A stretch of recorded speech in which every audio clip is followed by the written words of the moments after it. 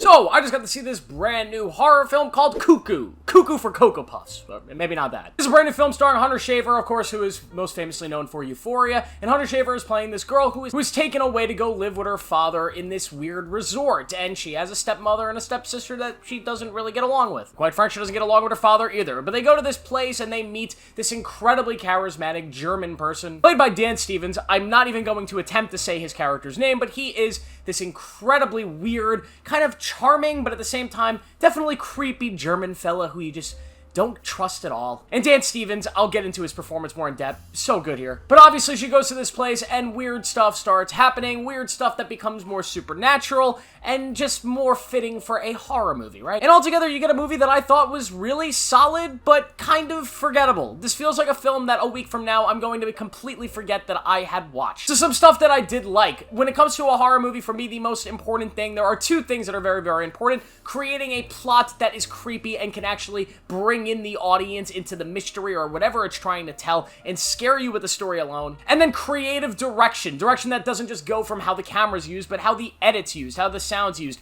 to obviously create the more practical scares. From a directions point of view, this film is well crafted. It's made by somebody who you can definitely tell is not a seasoned filmmaker in this genre, somebody who is kind of getting their foot in the door here, but there's still somebody that does a great job. I think the direction in this film is definitely kind of creative, but how it uses kind of like these weird time loopy things within its scare sequences. Some of them actually kind of create these very different kind of jump scares you get throughout this film. There's one in general that did kind of get me. I jumped out of my seat a little bit. But I thought Tillman Singer did a good job from a direction point of view. I also think the edit for this film is a little bit of a disaster. I was not a big fan of the way this film was edited. It's just kind of paced so weirdly, and there are some scenes that are patched together that you jump from, like, characters experiencing something from the day before to immediately going into the next day, them waking up in a weird new location, and it's just so much of that, this disorienting style of editing in this film, and I think it was the point. I think that was the idea of it all, so in that essence, they accomplished what they were trying to do, but it just wasn't really my thing. The sound design's great, though. It's loud, it's brutal. There's one aspect of the film that I don't want to spoil, but when this aspect is at play,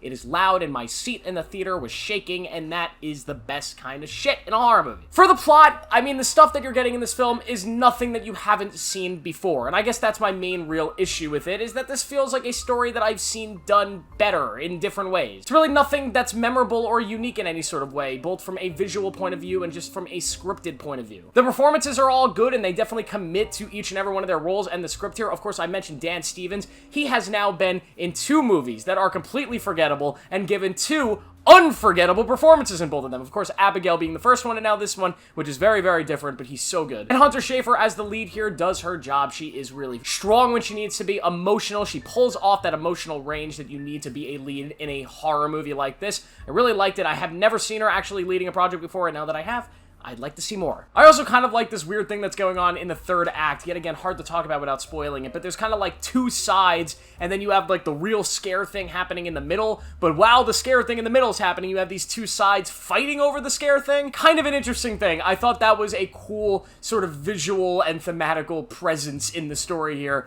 That I just, just never really seen something like that in a horror movie, where it kind of felt like that mission in Modern Warfare 2, where you have the Americans and the Russians fighting, and your guys are just running in the middle of the battlefield. That's kind of how the ending of this movie felt. The enemy of my enemy is my friend. What a game. Go play Modern Warfare 2, guys. But overall, I don't really have that much else to say about this one. It's a horror movie that I think will find its audience. I think it has. There's a lot of people I've seen saying very, very glowing things about this film. I think it delivers an entertaining, suspenseful story that's just not really going to surprise you in any meaningful way. But at the same time, I could also see another audience that is just sort of bored by this one. It is not your conventional horror movie, but it's not out there enough like something like Longlegs to truly be considered something transformative in the art genre of filmmaking, I guess. It's like plot-wise, it's a standard horror movie, but directional-wise, it's trying to be something more, and it's just not something more, and because of that, it becomes sort of a forgettable hump of a movie. And that might be your thing. For me, I don't know. I just was not feeling this one entirely, but yet again, not a terrible one. I will give Cuckoo a 2.5 out of 5. It is just okay. Thank you guys for watching. Let me know what you thought of Cuckoo down below, and yeah, make sure to subscribe, turn on notifications. I post every day. I'll see you in the next one.